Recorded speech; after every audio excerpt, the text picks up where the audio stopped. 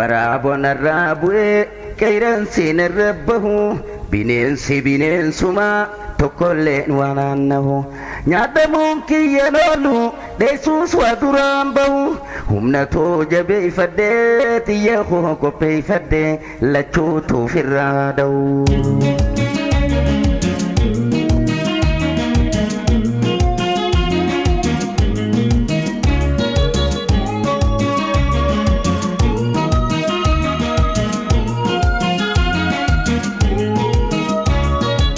Refilo wakiyas kabanyaan ani ore ani eegatochuudhaan waraaboo nyaachuu ture sani firraa hambifnaan qabsoodhaan firraa mure kan dhiigatuutu dhufe qeeransaan natti dabre osoo tirrebaa jiru kanaas godaarii. Dhaggeeffattoota fi daawwattoota keenya guyyaa har'aa keessummoota jajjaboo sadii isinii qabadhee dhiyaadhee jira. Akkan hordoftanillee asumaanii isinitti dhaama. Keessummoota keenya baga nagaan dhuftan isaanillee keessummoota keenyallee maqaa isaanii isin beeksisa. Tokkoffaa obbo Taayyee Danda'aa kan maqaan qoosaa isaa Jaldeessoo asirratti akka argitanitti afaan qabatu. Kalammata obbo Leencoo Baatii kan maqaan qoosaa isaa Harraagoo isaanis sunoo akkuma argitan kana ija qabatu. Sadaffaa muummee ministeera Abiyyi Ahmadii kan maqaan isaanii Rumichoo yookiin Waraaboo isaanillee gurra qabatu. Keessummoota keenya baga nagaan dhuftanii baga nagaan qophii kanatti dhuftan. Isinillee baga nagaan nu eeydan baga nagaan nu eeydan baga nagaan nu eeydan. Anis maqaan kiyya Waaqoo Borsoo jedhama. Amma asirraa jalqabee mee dura obbo Taayyee yookiin immoo Jaldeessoo si gaafadha. Obbo Taayyee yookiin Jaldeessoo maaliif afaan qabatta? Ani wanni afaan qabadhuu fi waa'ee Oromoo waa'ee sabboonummaa Oromummaa dubbachuu hin barbaadu. Waa'ee kanaafini waa'ee bilchiginnaa malee waa'ee Itoophiyummaa malee waa'ee biraa dubbachuu hin barbaadu. Ayyee. Mee ati sabummaan kee maali? Lakki ani sabummaan qabu ani nama malee sabaa miti. Okay. Nama malee sabaa miti ati. Namaa fi sabni garaagarummaa qabaa? Garaagarummaa guddaa qaba. Namni yoo nama ta'e saban ta'u yoo saba ta'e naman ta'u. Ayyee. Kanaafin afaan qabatta jechuudha. Kanaafin afaan qabadha. Waa'ee sabboonummaa jedhamu kana waa'ee girrisaa kana dubbachuu hin barbaadu. Girrisaan maalidha girrisaan? Girrisaan kunoo warra qarree fi qeerroo jedhanii girrisu kan. Ahaa. Gurmuu kanniisaa jechuu keeti? Lakki gurmuu kanniisa. Gurmuu kanniisaati. Lakki ani girrisaan jedhaan. Gurmuu kanniisaa kana sitti waamure? Maaloo natti bu'amee rabbiiti qabee amma achi girrisaan jedhu gurmuu kanniisaa jedha. Tole ayyee. Mee waa'een biraa kasi gaafadhu obbo Taayyee. Waa'ee bilchiginnaa nutti himuu dandeetta? Waa'ee bilchiginnaa himuu nan danda'a. Bilchiginnaan duroomuudha. Akkamitti duroomtu? Maaligaa aangoo harkaa qabna sangaa harkifanna gaa. Ahaa dhiyeenna kana sangaa ganda tokko irra deemtanii sangaa harkifataa jirtu. Kana jechuu keetti sangaa aangoon yoo ittiin hin gargaaramin maal bu'aa qaba? Hayyee. Seenaa keessatti akkuma Minilik hattuu loonii ture ati isinillee hattuu sangaa ta'uuf maal goona ree saammachuu qabna. Hayyee tole. Mee obbo Taayyee dur namicha qaanqee bosonaa barreessu tokko beeyta? Nan beeka namicha san nan beeka namicha qaanqee bosonaa anu achi qaanqee bosonaa dubbisaatiin ture qaanqee bosonaattu na leenjise. Ahaa. Qaanqee bosonaa namicha qaanqee bosonaa barreessu hin beekta jechuudha. Qaanqee bosonaallee dubbisaatan ture. Walabummaa fi qabsaawaa ture. Sababii kanarraa kan ka'e waggaa 7 guutuu mana hidhaatitti rakkadheetiin mana hidhaatii keessatti rakkataa bahe. Hayyee. Akkamitti mee namicha sana akkamitti namichi sun horra guduruu keessatti daadhii fayyisaa jedhama. Achi immoo gara bayaa gara mul'ataa keessatti karoorsaa bosonaa jedhama. Amma immoo biyya alaa kana jira. Ani sagalee isaatti nan sodaadhaa arguun barbaada. Hayyee tole dhugaa eegan. Maarree eegaa walabummaaf qabsaa'aa turte amma maaltu gara bilchiginnaatti si deebisee? Amma gaa maalan godharee aangoo kana argachuun barbaada. Aangoo kanan kajeela gaa maali? Bilisummaan walabummaan aangoon caala. Tole dhugaa nutti himuu keetiif galatoomna. Amma mee gara obbo Leencoo Baatii yookiin immoo tiyyuu Harraagootiin dhufa. Obbo Leencoo Baatii maaliif maqaa Harraagoo jedhamu kana moggaafate? Ani amalli kiyya akkuma harraageessaati gaa harraagessi argitee ija butata wayita hundumaayyuu ija butata fiigee ija butata allaattii rumicha hundumaa durseetti ija butata kanaafin akkuma harraagessaa bararee gara biyyaa dhufe. Ahaa. Gara biyyaa wanni dhufteef ija butachuuf jechuudha. Ija butachuun barbaada aangoo fudhachuun barbaada. Ahaa aangoo fudhachuu barbaadda. Kanaafi maqaan kee Harraagoo. Harraagoo. Amma eenyu wajjin jirti? lakki kophuma kiyyan jira. Maali gorsa ministeera muummicha ministeeraati miti ati? Nan gorsa yeroo tokko na jalalleen dhagahu gurra qabataa na jalalleen dhagahu garuu yeroo tokko nan gorsa. Maal gorsitame? Aangoo kee jabeeffadhu. Aangoon takka nama harka seentee nama harkaa yoo baate bahuu hin qabdu. Filmaata 2020 kana keessatti hin filamtu, deebitee hin filamtu. Aangoo gadi hin dhiisinii, harka si seente tana gadi hin dhiisin jedhatan gorsa. Wanni biraa hoo maal gorsi? Filmaata kana gufachii waraanaa fi komaandi poostii labsiin jedhaan. Ahaa, edaa gorsa kan kee waan kana ati gorsituu fi komaandi poostiin Wallagga irratti, Gujii irratti, Booranatti labsame. Dhugaadha maal goona yoo komaandi poostii fi waraana labsan nageenya hin jiraatu, yoo nageenya hin jiraatu filmaan hin jiraatu. Abboo dhugaa hin nutti himte. Waa'ee dimokiraasii irratti hoo maal gorsita? Waa'ee dimokiraasii irratti dimokiraasiin qoosaadha. Afrikaa keessatti dimokiraasiin jiraachuu hin danda'u. Kanaafiyyuu amma wanni gootu ati aangoo kan kee jabeeffadhu, sirna abbaa irree yoo jabeessite, dinagdee biyyaa yoo guddifte, aangoo irrallee turuu dandeessa jedheeteen gorsa. Ahaa, waa'ee aanolee irratti hoo maal mari'attan? Maal dubbattan? Aanolee sheekodhaa, tarattaratiidhaa, waan asoosamaa, waanuma namoonni tokko tolchan malee seenaa keessa hin jiru. Kanaafiyyuu waan diinni Amaara balleessuudhaaf tolchee fidee wayyaaniin immoo Amaaraa fi Oromoo walitti naquu fi siidaa aanolee dhaabdee jennee siidaa seenaa aanolee kana kaarikulama mana barnootaa keessa haqamuus akka qabu kanarratti illee walii gallee jira. Hayyee dhugaa kana dhugaan adiidha. Adii nutti himuu kan keetiif galatoom. Mee obboleen coo ittuma aansee gaafiinsi gaafadhu Yoosef Ayyalaa obboleessi kan kee eessa jira? Isa qofa iyyuu miti. Baqqalaa Dawaanoo, Nadhii Gammadaa, Lammeessaa Boruu, Alamaayyoo Dhuguma jarri kun eessa jiran? Jara kana gaa durii wayyaanee achi boodanii viidiyoo wajjin walii galaniitiin dhabamsiisanii bakka isaan jiran hin beekamu. Ahaa, gaafattee jirtaa? Ay, nan sodaadha. Akkamitti sodaatta maali? Hin gaafattu obboleessa keeti miti eessa jira? Obboleessi kiyya eessa gootan jettu? Lakki amma yoo kana dubbadhe bilxiqinnaan na ari'a. Maali bilxiqinnaa fi wayyaaneen wal quba qabu jettu? Maali isaanumatu akka gaararraa suuraa jijjiiratee durii wayyaanee turanii achi boodanii viidiyoo ta'anii achi boodanii maal bilxiqinnaa ta'anii kanaafuu isaan tokkuma nan sodaadha. Maal eega kana sodaatte maal achi gootare? Maali aangoo yoo argadhe aangoo bubuutuu isii nan qajeelladha gaa. Sitti kennuure aangoo kana sitti kennu natti kenni jettee yaadda. Waan natti kennan hin fakkaatu garuu maal gaa inuma qajeelladha gaa. Hayyee galatoomii obbo Leencoo Harraagoo gaafii fi deebii deebii nuu kennitee si galatoomfadha. Amma gara dhumaatitti obbo Abiyyi Ahmedittan ceha. Muummee ministeera Abiyyi Ahmed maaliif gurra qaban?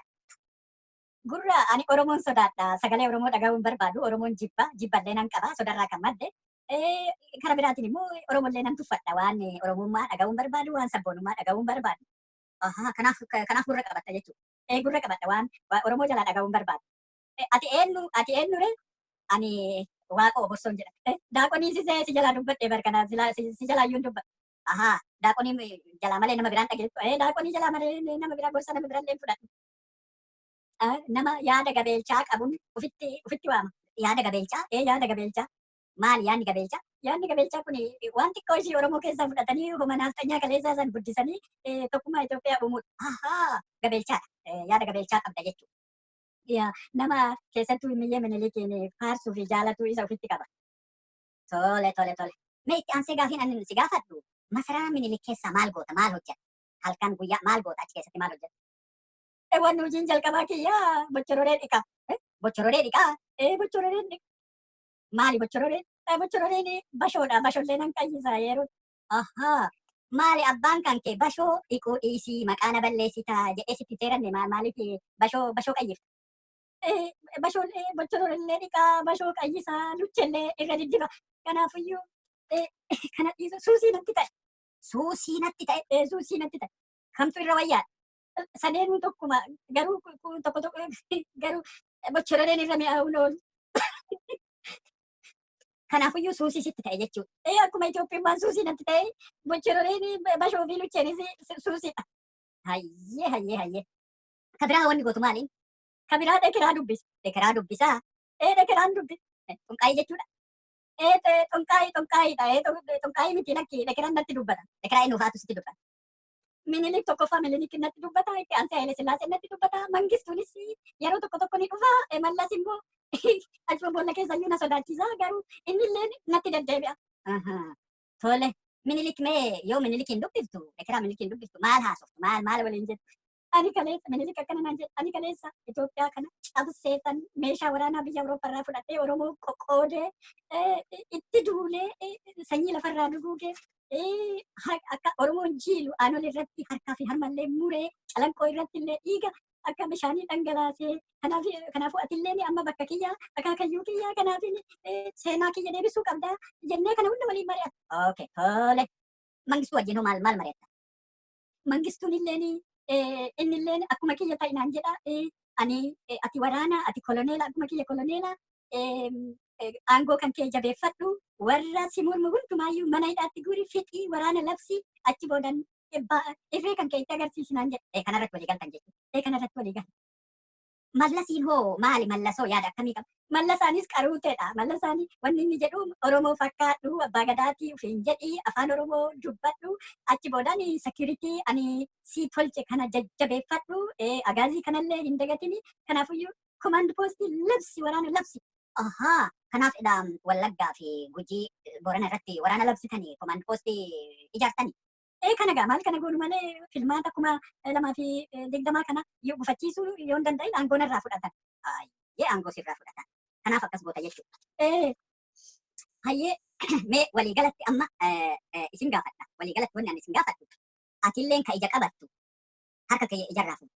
Atilleen ka gurra qabattu harka kan kee gurrarraa fuudhu. Atilleen ka afaan qabattu harka kan kee afaan irraa fuudhu. Lakki fuudhu. Maaliif hin fuudhu? Okay, marree eegan fuune eega nagayaan isin gaafadhee diddan manguddoota qabsoo Oromoo isinitti waama. Tokkoffaa Leencoo Lataa, lammata Daawud Ibsaa, sadaffaa Maraaraa Guddinaa, afraffaa Kamaal Galchuu, shanaffaa Abbaa Nagaa Jaarraa, Galaasaa Dilboo kan hundumaayyuu isinitti waama. Fudhattu? Lakki hin fudhannu. Maaliif hin fudhannu? Jarri kun dulloomanii jiru. Hedduun isaanii ilkaan fixatanii jiran. Humnallee hin qaban amma isaan hin sodaatu. Ahaa, isaan hin sodaattanidha. Isaan hin sodaanna namni lamaa sadii ilkaan iyyuu hin qaban amma waan akka qorsoodhaa waan jajjabaayyuu nyaatan. Kanaaf humnallee hin qaban kanaaf iyyuu hin fudhannu isaan hin sodaatu. Hayyee meegaa warra girrisa jettaniin sanii kanu kinniisa jennuun san kagumaa baas jettaniin san ka isin arrabsitan san gurmuu kanniisa qeerroo fi qarreelee abbaa isaanii wajjin Jawaar Muhammadiin yoo isinitti waamne hoo afaan fudhattu. Abboo maaloo nutti waami rabbiin si qabne gooftaa oliiti ati abboo nutti waami. Afaan irraa fudhatture afaan albaatiin nu qabee jira maaloo albaatiin asitti albaanu golli guddichaa jira. Golli guddichaa immoo maal? Bakka itti fincaanan bakka itti waa baafatanii kan. Ofumarratti albaa malee ani bakkeen qabu.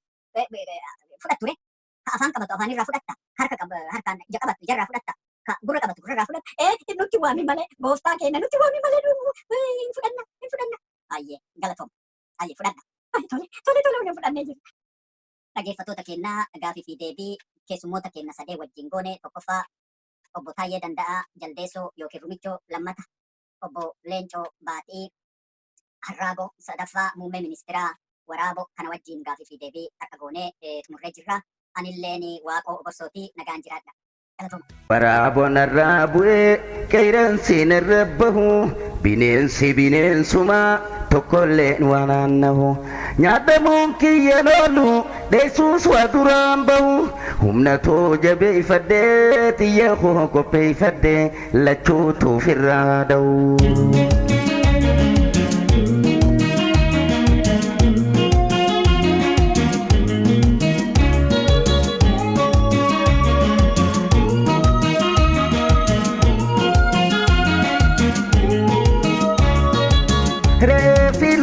Kiyas kabanyaan ani ore ani eeggachuudhaan waraaboo nyaachuu ture sani firraa hambifnaan qabsoodhaan firraa mure kan dhiigatu dhufe qeeransaan natti dabre osoo tirreebaa jiru kanaas godaa ari'ee lammaffaana nyaachuudhaaf waraaboo lafaa ka'e taraan togeesse jee.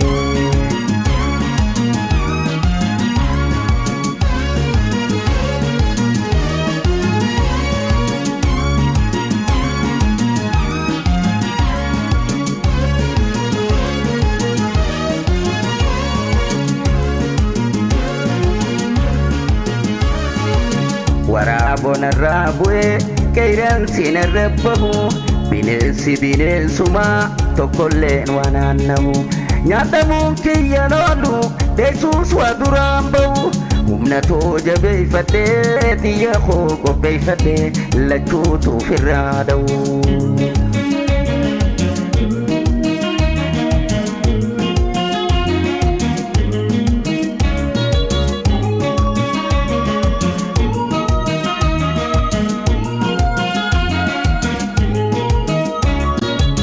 Waraabo hambaan qabu luynoomaaf sidee sulle kalloolleen irraa naftu cabsee nyaata lafelle qeeransi dhiiga tuute qurxee lafatti darba sanyii bineensa isaanii nyaata taafte hamba qabeenya kootu guuguun isaan lachuu tokkuma walirraas wayyaan qabu bineensi bineensuma waan haasuun qaban namaa.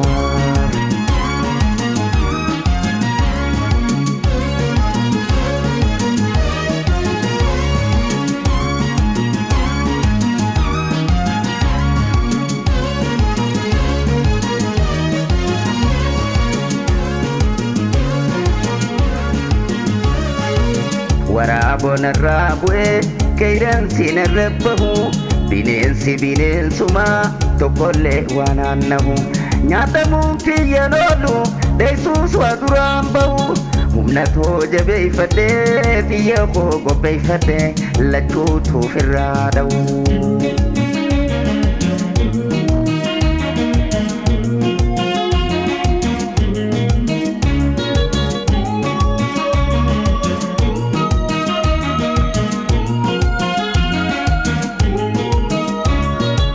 Nyaaphan gurguddaa malee jedheen isaanii baay'ee kan midhaan ooyiruu fite kakka karkarroof booyyee wal faraqaanu dabruun kullisan alaamana bineensa nuuf bobbahu hanga yoom teenye eeboof waraana fuudhe tokkummaadhaan bobbaane ifirraa gatuu qabnaa goda isaanii marsine bahaa dhihaa dirmanne.